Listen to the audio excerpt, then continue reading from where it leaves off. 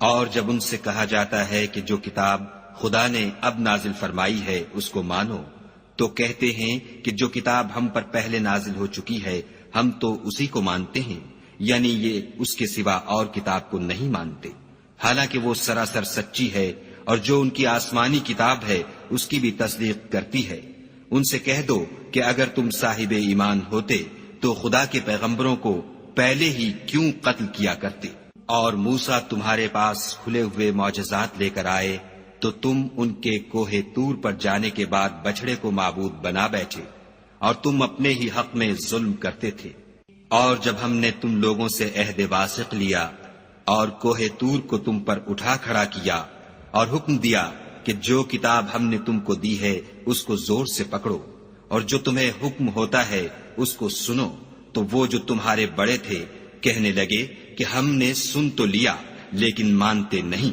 اور ان کے کفر کے سبب بچڑا گویا ان کے دلوں میں رچ گیا تھا۔ اے پیغمبر ان سے کہہ دو کہ اگر تم مومن ہو تو تمہارا ایمان تم کو بری بات بتاتا ہے۔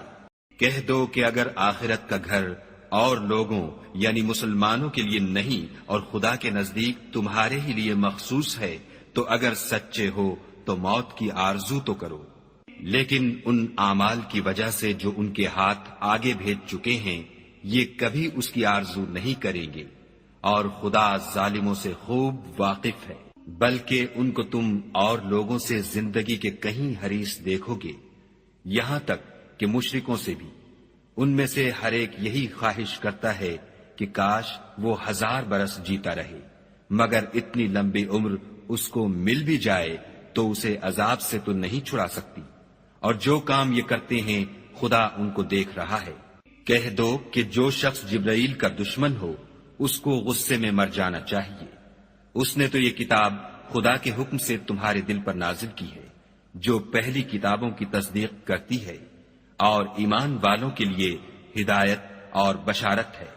جو شخص خدا کا اور اس کے فرشتوں کا اور اس کے پیغمبروں کا اور جبرائیل اور میکائیل کا دشمن ہو تو ایسے کافروں کا خدا دشمن ہے۔ اور ہم نے تمہارے پاس سلجھی ہوئی آیتیں ارسال فرمائی ہیں،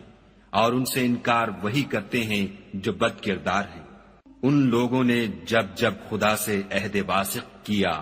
تو ان میں سے ایک فریق نے اس کو کسی چیز کی طرح پھینک دیا۔ حقیقت یہ ہے کہ ان میں اکثر بے ایمان ہیں۔